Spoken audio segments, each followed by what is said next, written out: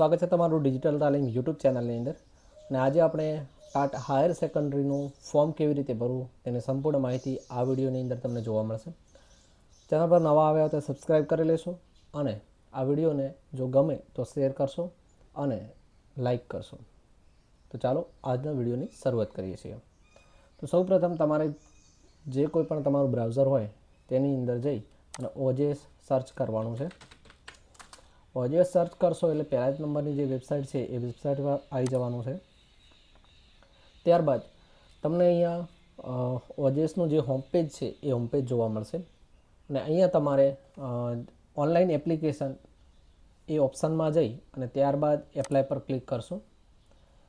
ત્યારબાદ select advertisement by department, અહીંયા રાજ્ય પરીક્ષા બોર્ડ આ સિલેક્ટ કરશો. ત્યારબાદ તમને નીચે તમારો જે કોઈ પણ વિષય છે એ વિષયને સિલેક્ટ કરશો અને માધ્યમ. ફોર એક્ઝામ્પલ કે અહીંયા હું અર્થશાસ્ત્ર વિષય અને ગુજરાતી માધ્યમની અંદર એપ્લાય કરવા માગું છું, તો જે પોસ્ટ 409ની જે છે એ પોસ્ટ પર આપણે ક્લિક કરી દઈશું અને ત્યારબાદ એપ્લાય પર ક્લિક કરશું. ત્યારબાદ તમને એક આવું ડાયલોગ બોક્સ જોવા મળશે અને અહીંયા તમારે એપ્લાય નાઉ પર ક્લિક કરી દેવાની. ત્યારબાદ તમને જો પહેલાંથી જ તમે OJS પર રજિસ્ટ્રેશન ધરાવો છો તો તમારો નંબર રજિસ્ટ્રેશન નંબર નાખી દેવાનો અને ત્યારબાદ ડેટ ઓફ બર્થ નાખી દેવાની. ઇનકેસ તમારી પાસે OJS રજિસ્ટ્રેશન નંબર છે નથી તેમ છતાં પણ તમે અહીંયા આ ફોર્મ માટે એપ્લિકેશન કરી શકો છો. તો એના માટે જો તમારી પાસે રજિસ્ટ્રેશન નંબર છે તો રજિસ્ટ્રેશન નંબર નાખી દો, અધરવાઇઝ તમે અહીંયાથી સ્કીપ પણ કરી શકો છો. તો સ્કીપ કરશો એટલે તમારી બધી ડિટેલ ફરીથી નાખવાની આવશે અને હું અત્યારે OJS રજિસ્ટ્રેશન નંબર મારી જોડે છે એ રજિસ્ટ્રેશન નંબર અને ડેટ ઓફ બર્થ નાખીને એપ્લાય કરીશ. OJS રજિસ્ટ્રેશન નંબર અને ડેટ ઓફ બર્થ નાખી અને એપ્લાય વિથ OTR કરી દેવાનું. જો તમારી પાસે OJS રજિસ્ટ્રેશન નંબર નથી તો સ્કીપ પર ક્લિક કરશો. તો એપ્લાય વિથ OTR પર હું અહીંયા ક્લિક કરું છું. ત્યારબાદ મારી પાસે અહીંયા દરેક વિગત આવી ગઈ છે જે તમે અહીંયા જોઈ શકો છો. હવે આની અંદર આપણે ખાલી એજ્યુકેશન ડિટેલ્સ એડ કરવાની રહેશે. જો તમે રજિસ્ટ્રેશન નંબર નથી તમારી પાસે તો તમારે આ બધી ડિટેલ ફિલ કરવાની રહેશે.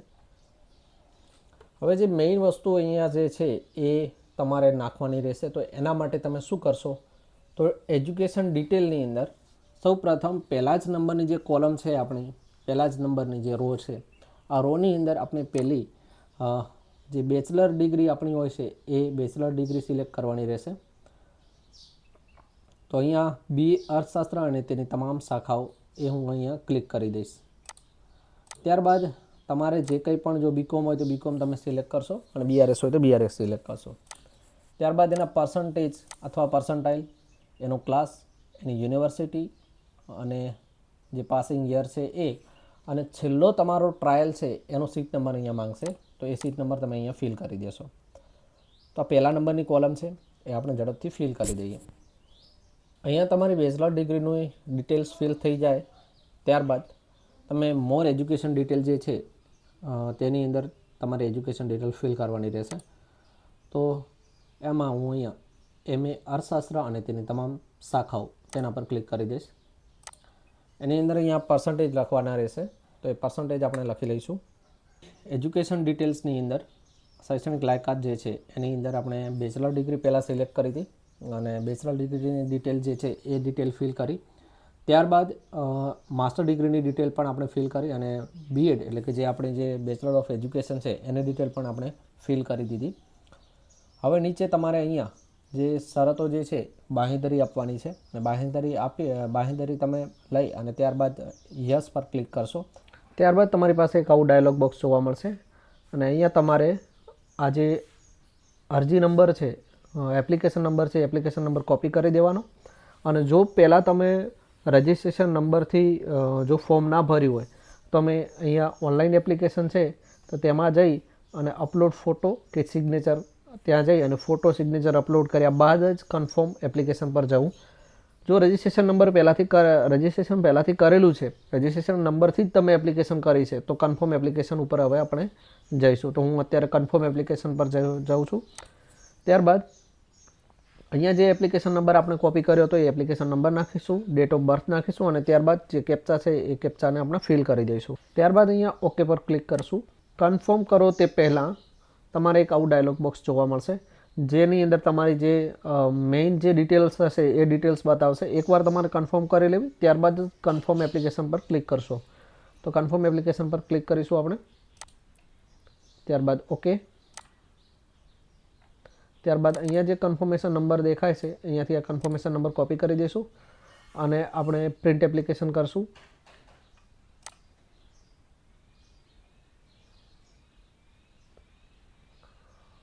તો પ્રિન્ટ એપ્લિકેશન કરશો એટલે આવી તમારું જે એપ્લિકેશન છે આખું પ્રિન્ટ આઉટ જોવા મળશે તમને, જે તમે એકવાર જોઈ લેવું. પે ફી ઓનલાઈન તેના પર એકવાર ક્લિક કરી દઈશું. હવે અહીંયા એડવર્ટાઇઝમેન્ટ જે હતી એ આપણે સિલેક્ટ કરી, ત્યારબાદ કન્ફર્મેશન નંબર, અહીંયાની જે ડિટેલ ફિલ થઈ જાય ત્યારબાદ તમારે અહીંયા ઓનલાઈન પેમેન્ટ ઓફ ફીસ જે છે એના ઓપ્શન પર ક્લિક કરશો. ત્યારબાદ તમે નીચે સ્ક્રોલ કરશો એટલે સબમિટનું ઓપ્શન જોવા મળશે. આ સબમિટના ઓપ્શન પર ક્લિક કરી દેવાનું.